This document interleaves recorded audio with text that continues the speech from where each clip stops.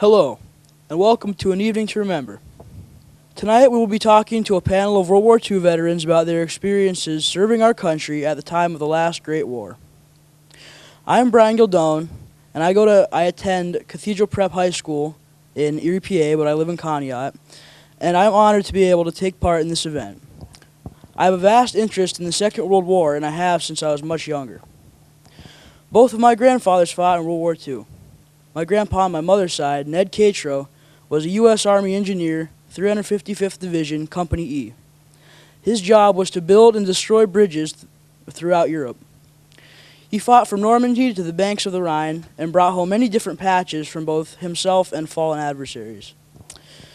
He received the Good Conduct Medal, 5 Bronze Stars, and the World War II Victory Medal. My grandfather, Albert Abbey Gildone, was with the 683rd Quartermaster Base Depot. He was a baker stationed in northern Africa and later on in Italy. He was a supply sergeant as well, distributing weapons and ammo as well as uniforms and the like. He received a Bronze Star Good Conduct Ribbon and an American Defense Silver Service Medal. Both grandfathers were officers holding the title of Staff Sergeant. They both lived in Conneaut all of their adult lives. Abby was born and raised in Conneaut, but Ned was originally from Coshocton. This is the first in a series of Evenings to Remember, where we'll be having other Conneaut World War II veterans share their experiences of service for the historical DVD archive to be housed at the Conneaut Public Library. Hi everyone, my name is Lauren Horwood. I'm in 9th grade at Conneaut High School, and I'd like to welcome you here to listen to our World War II veterans speak about their unique experiences. I've been very interested in World War II since I was a little girl. One of the things that sparked my interest was my great-grandfather, Robert Mcfadden. He passed away when I was just 5 years old, so I didn't get to know much about him, but one thing that I do know is that he was a veteran of World War II. He proudly served in the 101st Airborne Division in the Army. The war lasted from 1939 to 1945, and more civilians were killed in this war than any previous conflict, making it very devastating. All the while, out on the front lines were the proud and the brave American soldiers, risking their lives to fight for our freedom. We hope you enjoy their stories.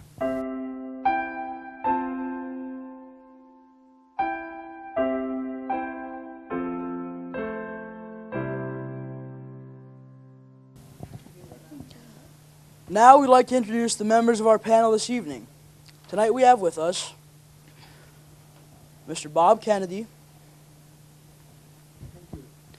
Mrs. Mary Jane Lamp, Bob Goldsmith, Mr. Chuck Marcy,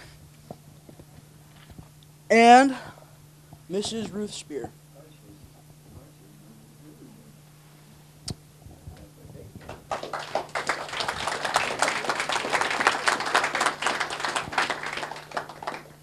And we're going to start it off, and we're going to go this way. So, starting with this, we have Mr. Bob Goldsmith, who served in the United States Army Air Force and was in the 8th Air Force, 385th Bomb Group, 550th Squadron. He served from 1942 to 1945 and was positioned in the ball turret gunner on a B-17 Flying Fortress. He was a prisoner of war for 15 months. Anyway, I was inducted, like you said, August 5th, 1942, and discharged early September 45. Can't hear you back here, Bob. Pardon? They said they can't hear you back. Can't hear? Now can you hear? I'm going to talk louder. Anyway, started out in Denver, Colorado, Lowry Field, to study to be an armorer. And that's taking care of the bomb racks, the machine guns, and etc. Anyway, got through after, 6-7 months of that, and went then to phase training out Ephrata, Washington, and then to Walla Walla, Washington. There we were assigned to a crew. This gentleman on my left, he was at a neighboring field. He tried to get me to be his ball turret gunner, but they nixed that. Didn't work. But we'd have both ended up in the same place anyway, I think. So anyway, we left New Jersey on the Queen Elizabeth. We were outfitted as infantry, hard hats, leggings, to fool the enemy as if they, I think they knew what was going on anyway. But anyway, landed in Scotland, Greenock, and that would probably be early November of 43.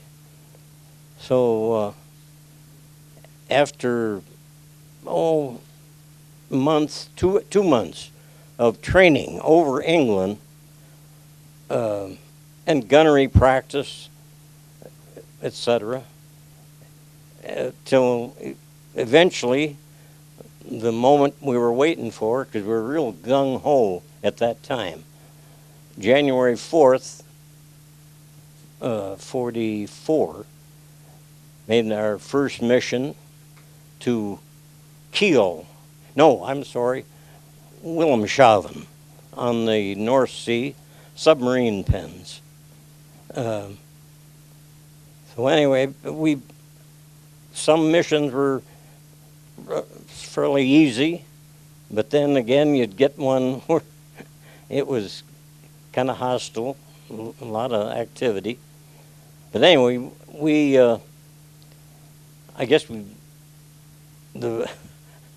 everything was going pretty good till on the day, 2 days before we were shot down, which was February 24th, 44. 2 days before, they sent us to Conneaut, Poland. It was an aircraft assembly plant. You had to go up the North Sea, cross Denmark, down across the Baltic, into Germany, and then go into Poland. The western edge of Poland was this aircraft assembly plant. It was not in the city, it was outside in the suburbs. Anyway, we had to bomb through overcast with the radar, and we assumed we'd hit the target. We didn't have much opposition. All right, we got back safely. It was a 10-hour mission, incidentally, and that ball turret, for those that don't know, it was, you want to hold one end of it? Yeah, it was down here in the belly. Had to get in from the plane and then pull a door shut and latch. But that 10-hour mission was kind of left you in a kind of a cramped position for a while. Anyway, I say that was, say, February 22nd, I believe. So we didn't fly the next day, but 2 days later, when we went into briefing, probably 6 o'clock in the morning, whatever, the red tape, my Lord, it went the same direct, right over into the same target, because we'd missed.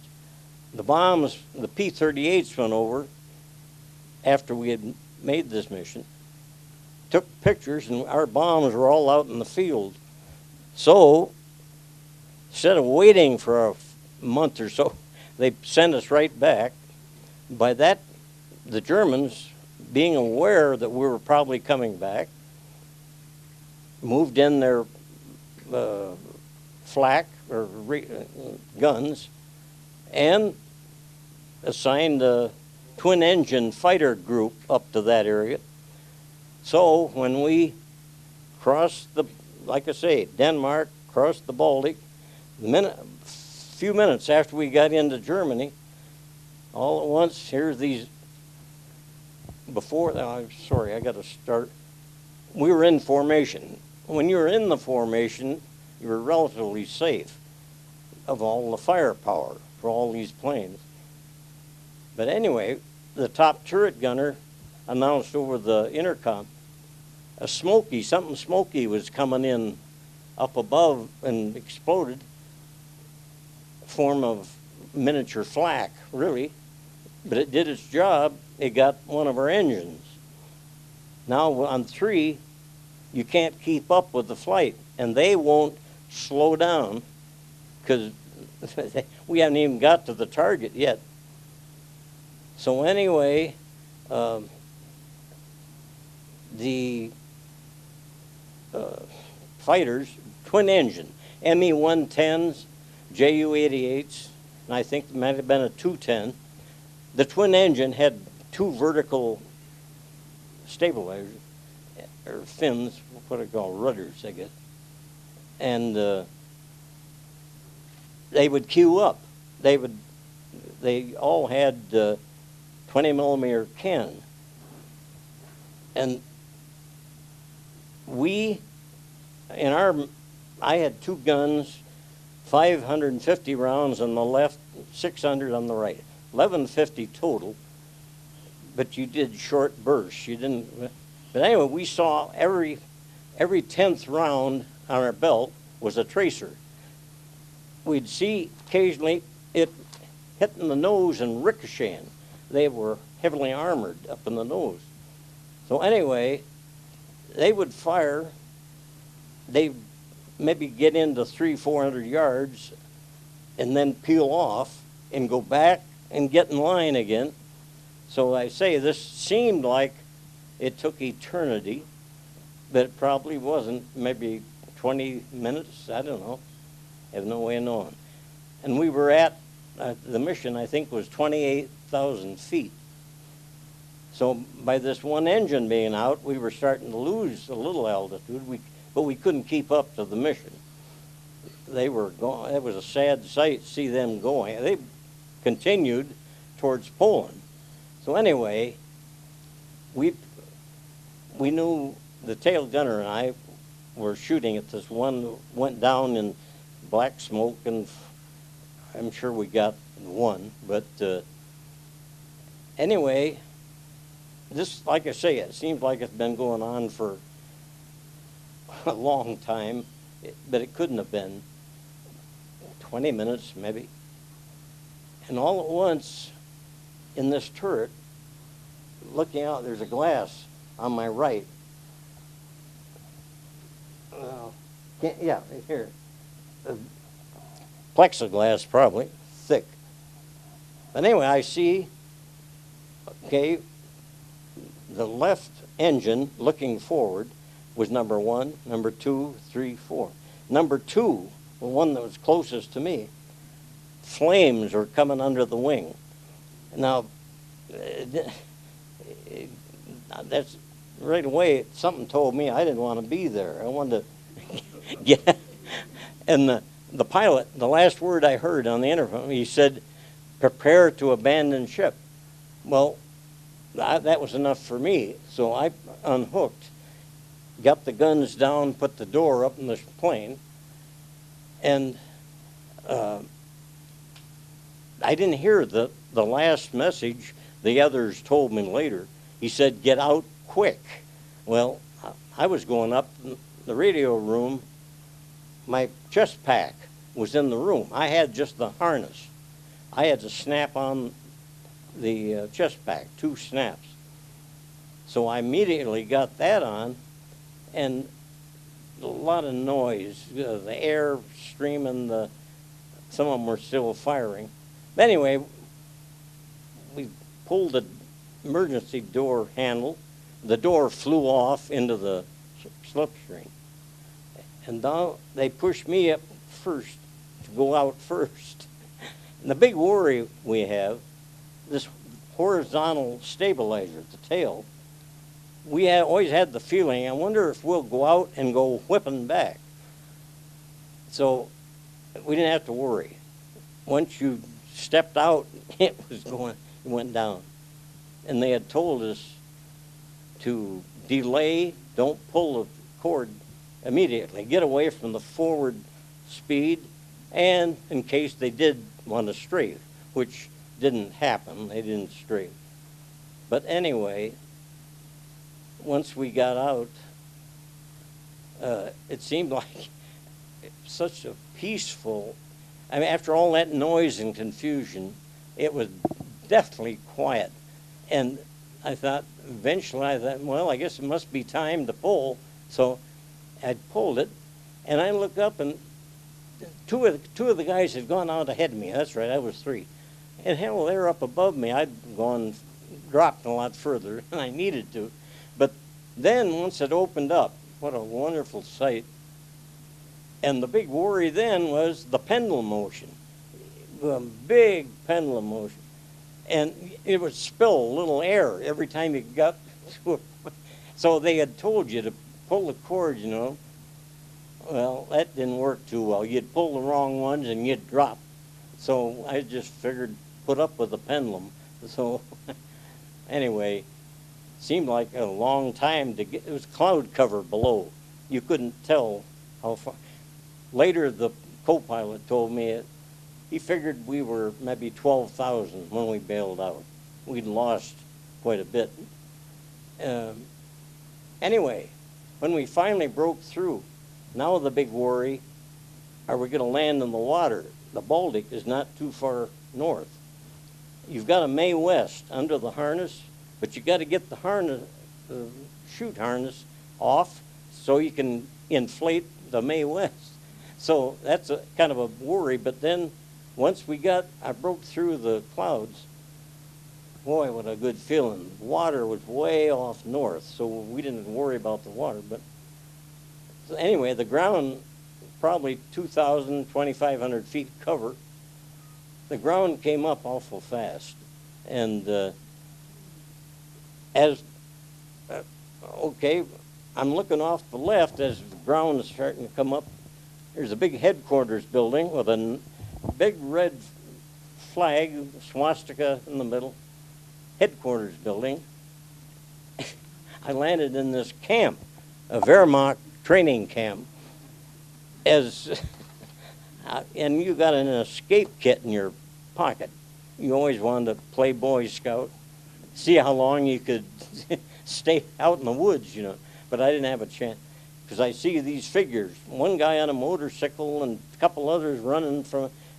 I'm drifting, and I land in a tree. Probably, I'd guess 40, 50 feet tall. But it cushioned my, I didn't have a good jerk or anything. It was pretty easy landing. But anyway, when I stopped dangling, and I'm thinking, geez, I hope that doesn't let go now, because I've still got I want to get down to the ground safely. But anyway, this German down here with a Luger, nervous. The people in that camp, a lot of them were too old to be in combat. So I say he was probably as scared as I was. And I was hanging there dangling. I'm still, I'd guess, 15, 20 feet from the trunk of the tree. And I'm trying to figure out how I'm going to get it. And he keeps worrying that I've got a gun. He does this, open the jacket. At one time, we carried a .45 automatic for a couple missions, and then the orders came to discontinue that because you didn't have much chance to fight your way out, being in so deep in Germany.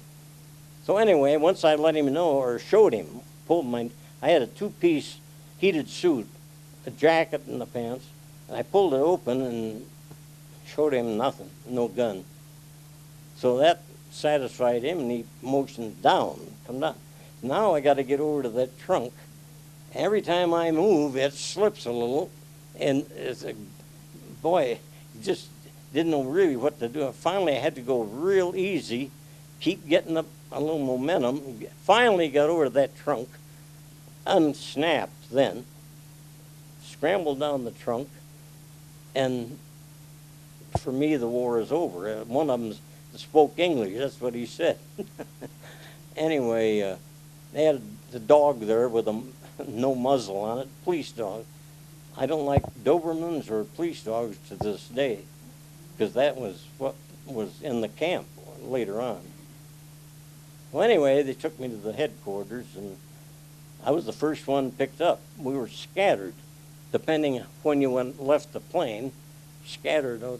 So I was the only one right near that headquarters. So in a window I could see, here comes eventually a little two-wheel farm wagon with a farmer. And my co-pilot, even brought his chute with him. But anyway, I guess I'd probably talk long enough. Let some you want to take over, Chuck.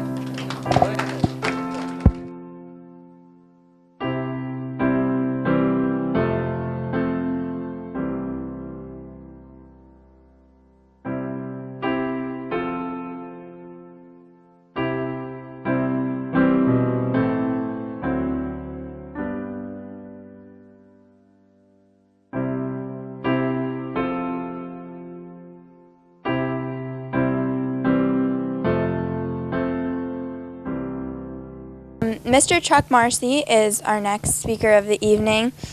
He served from 1942 to 1945 in the United States Army Air Force, 8th Air Force. He was in the 510 Squadron and 447 Bomb Group. Mr. Marcy was a line pilot of a B-17G plane. Along with all these, he was a prisoner of war for a year.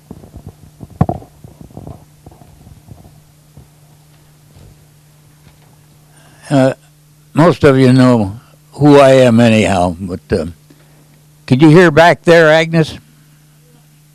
Okay. I lost 3 B-17s.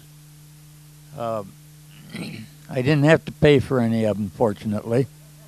The first one we lost was in a cornfield in Nebraska. Every time you do something, anyhow, the answer is always, how did this happen? The answer is always pilot error, and it always ends up that way. So I guess it was around midnight, and we were flying along at 8,000 feet on instruments in the soup. Couldn't even see your wingtip lights, which incidentally, a B-17 wouldn't fit in this room. They look pretty little now compared to what we have, but they're big. And we were in a dense fog and going along, and we were getting close to home. We'd been out for about 6 hours, and it was supposed to be the navigator's practice flight. So he said, "Can you go down a little further, Chuck?" And I said, "No." I said, "I'm down to 8,000 feet now, indicated." Now this is about 8 hours after we had taken off. And then all of a sudden we hit the ground. So I cut all the switches off. Some of what I'm going to tell you is I wasn't a great pilot. Somebody else takes over sometimes. And it happened to me 2 or 3 times. So we glided and pretty soon hit the ground again, and we'd bounced over a big patch of woods and landed in a cornfield. He took me into a doctor's office there in a little town, and he put 111 stitches down through here. I didn't have my seat belt on. We didn't used to do that. We did afterwards, believe me. And anyhow, I was in the hospital for about 3 days, and then we went overseas, and I got a chance to buzz Conneaut on the way overseas. We had to do some finagling and lying and to get away from the rest of the formation. Mother had heard the bomb group go over. It was the day before Thanksgiving. And anyhow, we came down across the bridge heading for Marcy Funeral Home. and did it 3 times, I think. Mother was out in the middle of the bridge. And the police had blocked the bridge off, and she had her apron on, waving it, and all my guys were leaning out the windows and hollering, and everybody was having a great time except me. I was pretty busy. My top turret gunner commented later that he looked up to see a top of a silo. I said, "We weren't that low, Sergeant."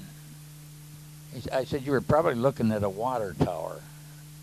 He said, "Lieutenant, I know the difference between a water tower and a silo. We were below the top of a silo." Anyhow, so we went on, we got overseas, and Bob has filled you in on most of the stuff that we go through. Usually, you'd take off with, well, when we really got into it, we'd have over 1,000 heavy bombers. And you took off on instruments, and you were supposed to fly a certain pattern. It was about the size of Ashtabula County, and you put 1,000 bombers up on instruments, you're going to lose some. And we usually did on takeoff. And that used to irritate the hell out of me. I knew that we were gambling on getting shot down, but I didn't think we were going to run into each other. But the hierarchy had different ideas of how things were to be done. Due to certain circumstances, the first time we tried to go to Berlin,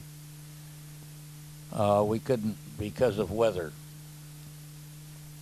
We started, and 1,000 airplanes turned around and came back. There was no pattern for landing. You just, by the grace of God, you got back to your field. Second time we tried to go to Berlin, we lost an engine, and due to certain circumstances, we had to crash land. So they sent us to an English field, a grass field, so we wouldn't blow anything up on a good field. And we had to fly for 8 hours to get rid of our gas load. In the meantime, the whole 8th Air Force had turned around and had come back. He didn't go to Berlin. He got weathered out. The crash landing was very, very interesting to pilots and people who understand that stuff. I'm not going to get into it, but it ruined our airplane. Hey Mabel, named after my mother. And that was the end of Hey Mabel the First. And as I say, we flew for 8 hours to get rid of our gas load. Seems silly that with all the high technology there was around, that you couldn't get rid of gasoline.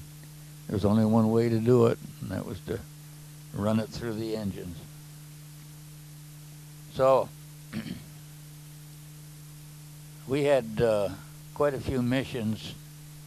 We were an old combat crew, and we had been to Berlin probably 4 or 5 times.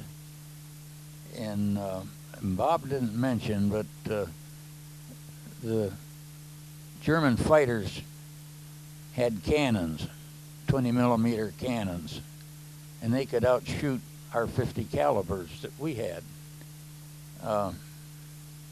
They'd sit back there behind a B-17 until the silhouette of the B-17 filled the gun sight.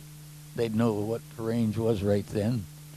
They'd start firing their 20 millimeter cannons, and the tail gunner and the ball turret gunner be shooting at the guy, but he was too far away for us to get them. Anyhow, on our last mission, we had dropped our bomb load because we had gotten a flak burst in the bomb bays. So I dumped the bomb load. We'd probably been out 4 or 5 hours. Incidentally, Bob didn't mention that, but it was usually about 60 degrees below zero when we were flying in combat that winter. And the fellows with the waist, the big opening, they had their guns out there. So they were right out in the open. They had heated flying suits, but I thought that must have been terrible. And somebody said, well, didn't you ever go back to find out? And I said, hell no. I'd take somebody's word for it. Anyhow, we're going along. A fighter came in, ME-109, firing, coming at us, and 20 millimeter cannon shell came up through the nose and raised hell with our nose where the bombardier and the navigator were, and glass was flying around down there. Came up through the instrument panel, took 2 of my fingers off, hit me in the chest and exploded. We had flak suits on, vests, and never thought it would stop a 20 millimeter, but it did. Anyhow, that was the last I knew for quite a while. The next thing I knew was I was face down in between my seat and the co-pilot's seat. Sergeant Scrimsher, the top turret gunner, was pulling on me. I was, as I recall, was quite comfortable. Things were quiet, and I didn't have anything to do. And he kept pulling on me. He said, Lieutenant, get up and save us. Help us. Finally, he convinced me to get up. Got me into my seat. Again, we were flying a new first pilot as co-pilot. So this was his first combat mission. And he was all blanked out traumatically. He's just sitting there. The airplane was going down. The cockpit was on fire. I thought that I was bleeding to death, but it was hydraulic fluid. And so yeah, I recovered rapidly. And after the sergeant got me up in my seat, and I pulled my window open, and that sucked the flame out. So that was the end of my bleeding to death. And Sergeant Scrimsher wrapped my hand up, and we were at about 8,000 feet. So I had been unconscious for quite a while, evidently, as we started out at 26,000 feet. And we were going down way past the red line. It wasn't a spin, just kind of a spiral, but going a lot faster than you're allowed to. So Sergeant Scrimsher got the co-pilot out of the seat, and he got into the co-pilot seat, and 2 of us started to pull it out slowly, and finally leveled out, and we had gotten into an undercast and an overcast, so the fighters couldn't see us, and we had to stay in that, and we didn't know where we were. The bombardier was busy trying to keep the navigator alive. He lost an eye in the fracas. And anyhow, we decided, or I decided, we were heading for Berlin. So we hadn't gotten there yet, evidently. And Berlin had 500 anti-aircraft guns. But they were all on the west and north and south, I suppose, too. But I figured there wouldn't be anything on the east side because the bomber stream always came in, bombed, and went on out. So there's no reason for them to have any anti-aircraft stuff on the east side. So I took a wild-ass guess. I said, we'll fly 15 or 20 minutes south until we get south of Berlin. We assumed we were heading for Berlin. You had to assume something. Then we'll fly 15 or 20 minutes east and then go north and go to Sweden and crash land. We only had 2.5 engines left. And sounded sensible, I thought. And so we did that. So, and then we turned north after about, I guess 45 minutes of flying. And still in the soup, actually. It seemed pretty good. And then all of a sudden we could hear the whump, whump, which is anti-aircraft guns on the left and on the right, gradually narrowing in on us. And I thought, I did something wrong. Pilot error again. So we finally got through that barrage. Thought maybe we'd made it. Then another outfit started firing on us. Anyhow, our left wing caught on fire, and we had Tokyo tanks out there full of gasoline. And so I said, I think we better get out of here, Sergeant. And he said, gee, he says, I hate to lose another one, sir. And I said, yeah, me too. But I said, how many have we seen just disappear in the air like that? And as I say, we were on our 27th mission. And all of the guys in the back end had bailed out. So there were 5 of us left. And 5 had bailed out. Well, they could look up through there and see the pilot was dead, laying on his face. The cockpit was on fire. The airplane was going down, and this was an old combat crew. You can figure out the answer real fast. Get out. So they did. Anyhow. And at about the time Sergeant and I are discussing bailing out, and another little flak burst, and a little hunk came through and hit me in the leg, and I said, that's all, Sergeant. I said, get the hell out of here. And he went down and helped the bombardier and the navigator get out. And he came back up and looked at me, and I said, go. And then I said to this co-pilot, I said, I am not going to be the last one out. If I pass out, don't step over me, shove me out. And I was hooked up to the static line, and I think, as I recall, it kind of nodded. I never knew his name. I didn't want to. Because if my co-pilot had been there, it would have been a different story. But this guy was on his first mission, so I couldn't blame him, really. So I bailed out, and as you probably have decided, we were over Berlin. That's why the flak was so heavy. And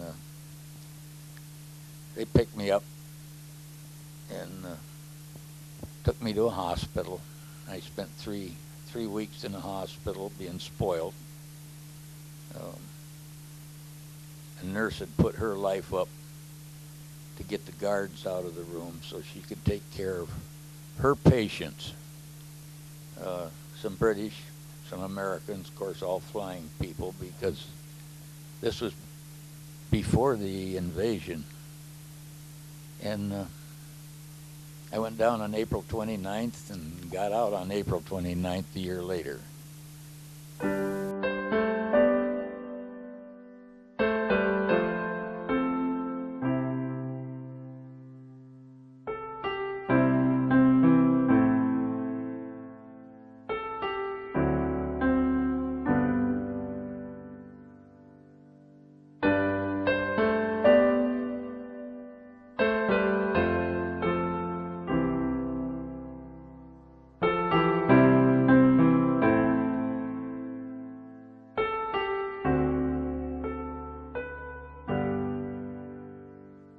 Next up, we have Bob Kennedy, who served in the Marine Corps Band from 1943 to 1945, and he was stationed in Honolulu, Hawaii. The United States Marine Corps Band is the premier band of the United States Marine Corps and is the oldest United States military band. It is uniquely known as the President's Own because of its historic connection to the President of the United States. I know I wasn't the first to be drafted. It's a possibility that I was the last. I worked for the railroad for 30 years before I found out that all I had to do was take my name off the list on the railroad, and the draft board would be after me. And it happened same date. My best buddy, he got called up, so they didn't call me.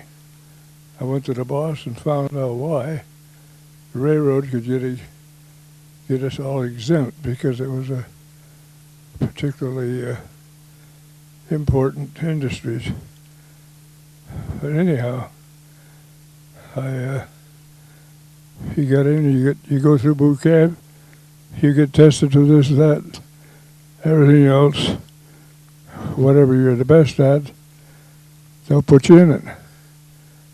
And I didn't mind. I loved playing trombone.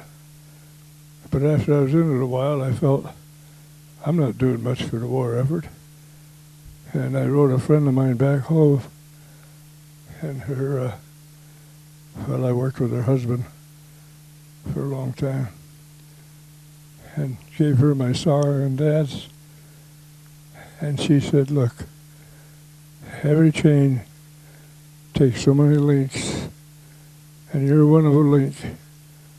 And when you talk about the Marine Band, there is the Marine Band. But these are bands that each unit has their own band, and it's a Marine Band.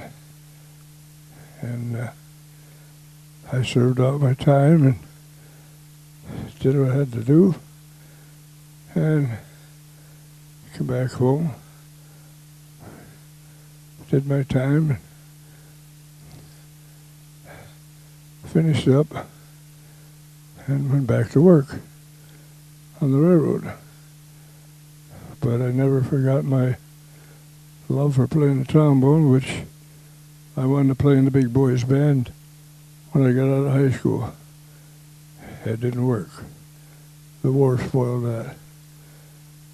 And the only exciting thing I had to go with these flyboys is I took a C-47. I didn't drive it. I wouldn't be here.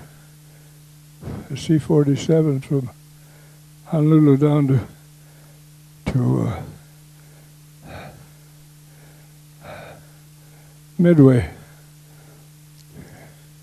Reason being, there were several actors, singers that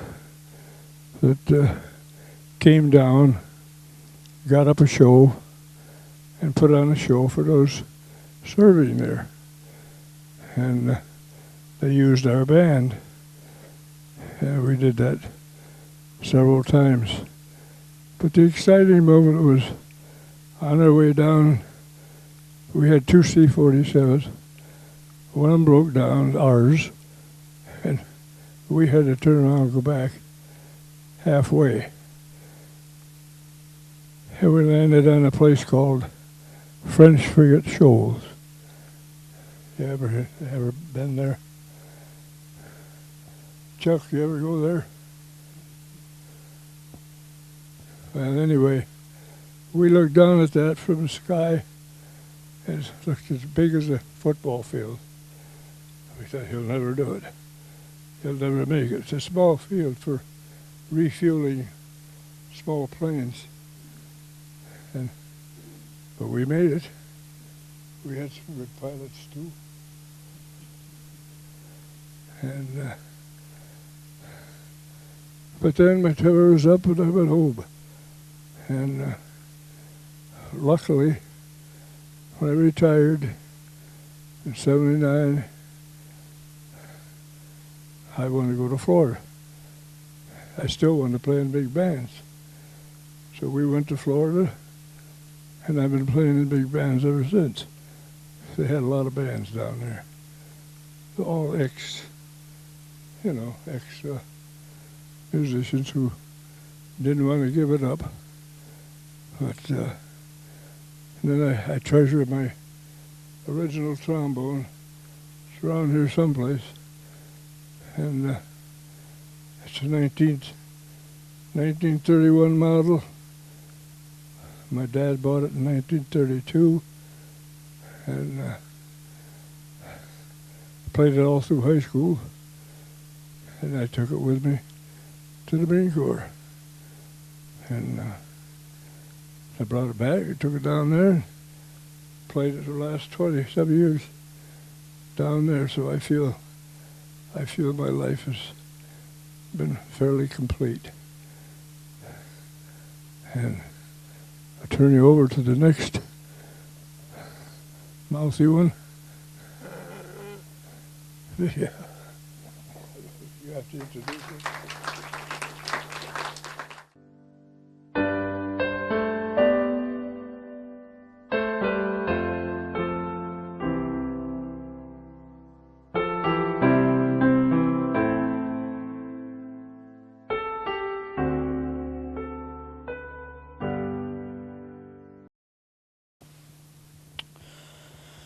And now we have Mrs. Ruth Speer, who served from 1942 to 1945. Initially, she was a WWII member, or Women's Army Corps, and she was stationed in Boston, Massachusetts. Later, she transferred to Stockton Airfield in California, where she served in the Army Air Corps. All right. I don't have any of these good war stories to tell you because we were just in the Women's Army Corps. And maybe you'd be interested in knowing why I ever joined up with that group. It was something fairly new. I think they had been going for about a year before I enlisted.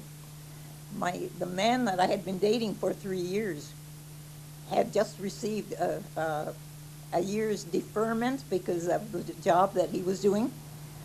And so we decided to be married. We were married, went on our honeymoon to Niagara Falls, where else? And from there we drove to southern Ohio along the Ohio River.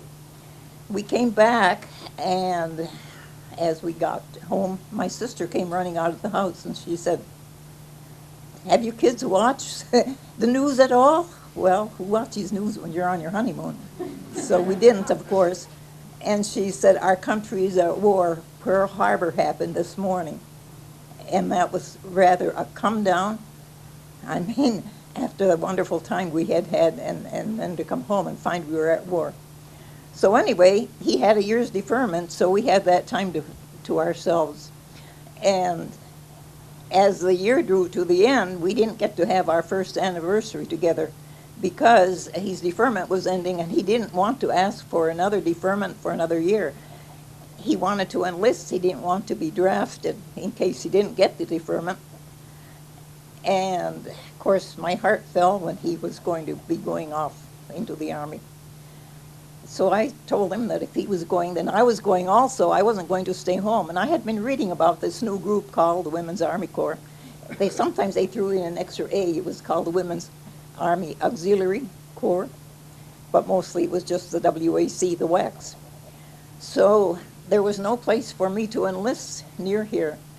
My husband had to drive me all the way down to Columbus to Fort Hays to enlist.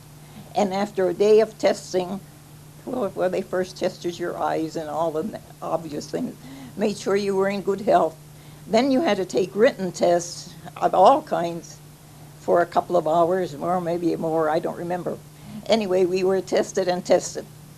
And at the end of the day, those of us who passed health-wise and intellectually, apparently, we were sworn in as members of the Women's Army Corps. And we were sent home and told we would receive our orders where to go after that. So we came home from Columbus, and a few days later my husband had to leave, and he caught the bus in Ashtabula where he left. Nancy Crocker, eventually to be Nancy Crocker Willard, she and I enlisted at the same time, not on the same day. I don't remember, I don't know where she enlisted, but we left on the train on December 7th, I think it was, of the next year. And this was in 1942, when we left on the train, and we had to go to Fort Des Moines, Iowa. And there we had basic training. You fellows all remember, maybe you didn't have to have basic training like we did, but we had, I think, 6 weeks of basic training. The most difficult thing for me to learn during that time, we had to study all the insignia of all the officers, because we were warned we had to salute the officers as we went outdoors. And I only got caught once that I wasn't aware, but you know, all these gold bars, silver bars, double bars, eagles, and everything else. For someone who had never had anything to do with the military, it was quite difficult. Well, anyway, we finished our tour there, and we were put on the train. We went to Boston, this company that I was with. There were about 50 of us in it when they dispersed some of us from Boston, but I was fortunate I landed in Boston, which was a great city to watch, to be in and see all the historical things there. Remember the midnight ride of Paul Revere? We saw the Old North Church where they hung the lanterns in the belfry arch of the North Church Tower, and for one by land and one by sea, that's where he saw the lanterns from. It was really a wonderful sight. We got to go, and they took us to see the Plymouth Rock, which is in Plymouth, which wasn't too far from Boston. That was very exciting. But anyway, we were there in Boston, and what we did there, they had this huge, huge room, and there was a map. It was on a table, just like an ordinary table, but it was huge. The room must have been at least 30 by 30, maybe more. But this huge map was on there, and it had the whole eastern seacoast, that area, the northeast country of our country. And they had planes. We were plane spotters. Well, I think they had plane spotters even around here. I have read later that there were plane spotters in the area somewhere around here. Well, anyway, what they did, they had people all over the coast watching planes, and so on this huge table that was in this room, they had little objects. Maybe they were little planes. I don't remember. There were little things they pushed around on the board, because it was this table was a map of the whole eastern seaboard, and any planes in the area were on this map. And we had long sticks, like pool cue, something you would use on the pool table. And on the end of it was a crossbar. And you push these objects around, which all represented planes, on this huge, huge map table. And it was very, at times it got scary, because the planes had to identify themselves. And immediately when the planes were identified, a button where a tab was put on this object on the table, telling what the plane was. And once in a while, a plane came, and then they did not identify themselves, and it was very scary, because we didn't. This was wartime, you have to remember, and we were right on the coast where planes could be coming in from most anywhere. And it was scary, but it was very exciting also. But we did that for just a few months. And then they decided that the civilians could do this just as well as the military. And they said that our women could be better serving somewhere in a place where we would be taking the place of a man that would be released for service overseas or wherever necessary. So from Boston, I was sent. We had a staging area in Camp Polk, Louisiana, but we were only there for a couple of weeks. And from there, I was very fortunate. I got to go to Stockton Airfield in Stockton, California. And that's where I served the rest of my service time. And I was a secretary in the legal department. We made up wills and powers of attorney for the flying cadets that were going overseas.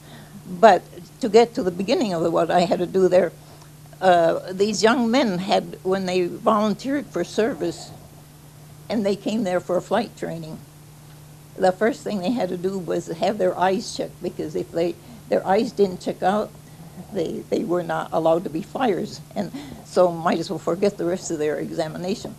So I had to, that was one of the jobs that I had. I had to march these young men. They were all in civilian clothes, but I had marched them over to the flight surgeon's office for their eyes to be checked. If their eyes passed the test, then I took them back to our legal department where they were given this test. I also gave the test there, not always, but most of the time. And I felt like a teacher, which I never was, but I got to be a teacher there. I gave the test, this long test. And after that, well, but coming back from there, I had to bring all the boys back to the legal department, and those who didn't pass it, I felt so terrible for them because they wanted it so badly, and they cried, and tears would be running down their faces as we'd be marching back down to the building that we had to get to. But anyway, the rest of them, they had their tests, and those that passed the pass. And somewhere I brought a book along that shows all the different cadets from one of the classes that passed, that did the test, and they got to be into the Air Force. So this was the beginning of some, I don't know if any of you remember how those things were, but that's what happened to where I was at. And now at Stockton Field, it was wonderful. I mean, we had everything there.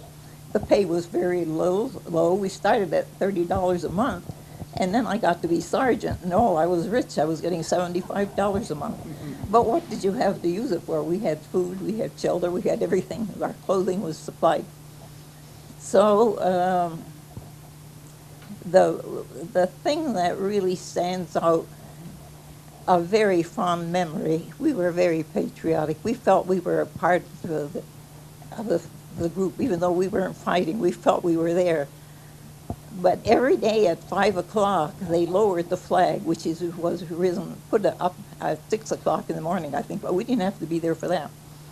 But at 5 o'clock in the afternoon, if you were outside, if you weren't in the building, and you were outdoors, you had to stand still. You stopped wherever you were, and everyone knew where the flag was at headquarters building, and you faced in that direction.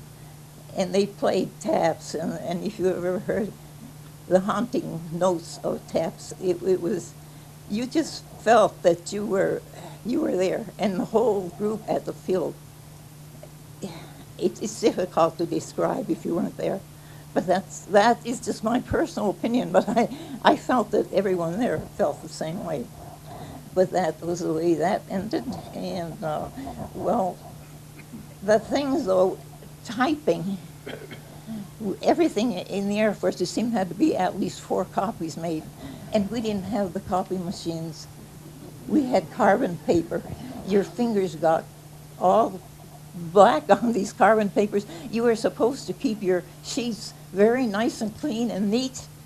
Well, we managed the best we could, but this is the thing that, and the one picture I have of me sitting, it's over on the table somewhere. You can see the papers there. You can see the many layers where I'm typing up something. And it was difficult to do, but you had to hit those keys so hard to go through all those carbon papers. Nothing electronic, of course. and the things we have seen in our lifetime that have changed so much technology and everything for so much for the better. Well, anyway, I think that I've talked long enough, and that.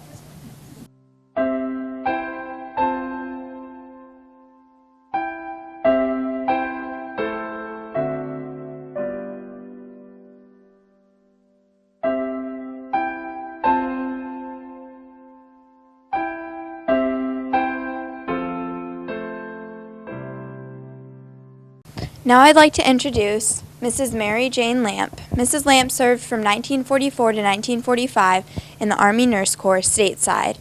Army nurses played a vital role in the support of countless combat troops during this war. I think that really about all that's left to tell about, and most of you have probably been through it, so it's what the people in the United States did, I think was very interesting. I was in college when war was declared, and I left and went to Western Reserve Nursing School, so that relieved trained nurses to go off to wherever they were going to go. And we did student nurses pretty much staffed the hospital up at Western Reserve, and there were 4 or 5 hospitals up in there. That we went through that, and then when we graduated, I went, and a bunch of us went, not a bunch, 4 of us went into the service, some in the Navy and some in the Army. And I was stationed at Fort Benjamin Harrison in Indiana at a general hospital that was took care of soldiers that came back with healed wounds, but they had such big holes in them that they had to be replaced, either bone put in them and tissue in them and things like that. So it was, I guess, what we would call now like plastic surgery. And they would take our roll of fat across the middle of us and leave each end attached and cut the middle of it, so stitch that up, and then wait till the circulation went through. Then they would put one end of that onto the wound. And if the circulation went through, they'd take the other end off, and that's how they would repair some of these huge holes that the fellows had. Not too many of them live, but I do see that they're doing that again now, but they do it, of course, with antibiotics. We didn't have antibiotics back then, as you all know. We didn't have. Sulfa had just come out when I was in nursing school, and it was a very rough drug. And then penicillin we didn't know how to use. We had gallon jugs of it in the Army sitting in our supply room. We'd pour it on wounds and everything else because no one knew how to use it. That was just an experimental drug yet. We didn't have pain meds. You know, aspirin was probably the greatest thing that had come in. That was right after World War I, I think. And we had very few morphine. That was about it. A lot of the people would come with TB, so we had TB hospitals that were sanitariums where you were closed in and didn't see your family, didn't see anyone. TB was a terrible, terrible disease back then. We didn't have much psych. The only thing, we didn't have any meds for psych patients. Mostly if they caused any kind of trouble, they were in a locked room or in a straitjacket. I mean, it was not a nice little thing to see. At the hospital where I was stationed, a boy from Conneaut was there in the psych ward, and he eventually got well, but that was one of our friends. Venereal diseases were the other thing. There wasn't anything, we didn't have any medication for venereal diseases. Like sometimes we would just, they would give them typhoid or malaria, thinking that maybe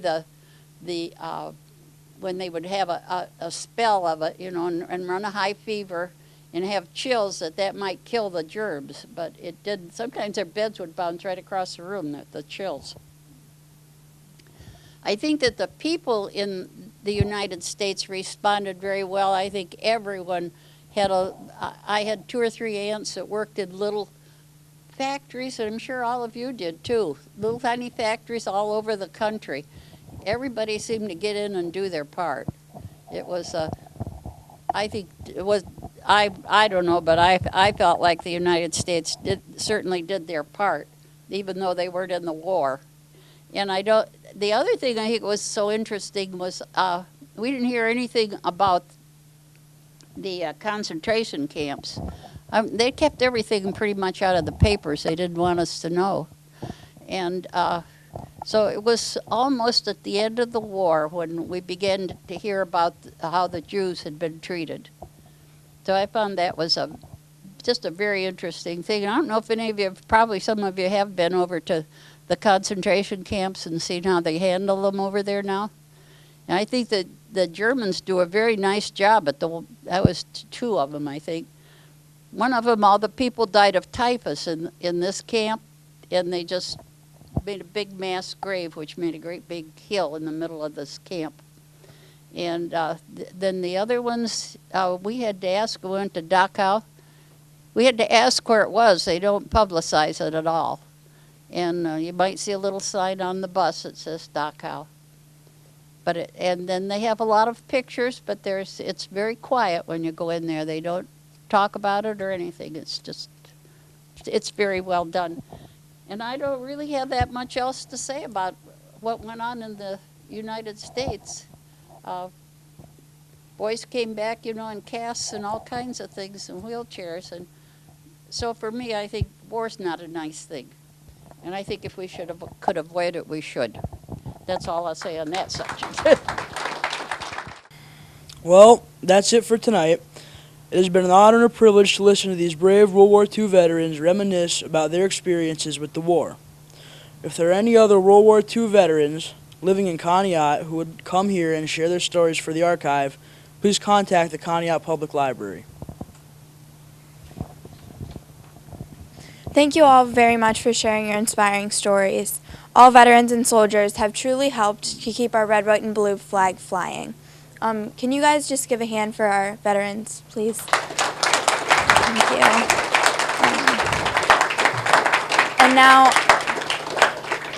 And now we'd like to present them with our token of appreciation. This is the 2010 commemorative coin for DDay Conneaut 2010, designed by Eric Montgomery. He was a DDay committee member, and once again, thank you all for coming.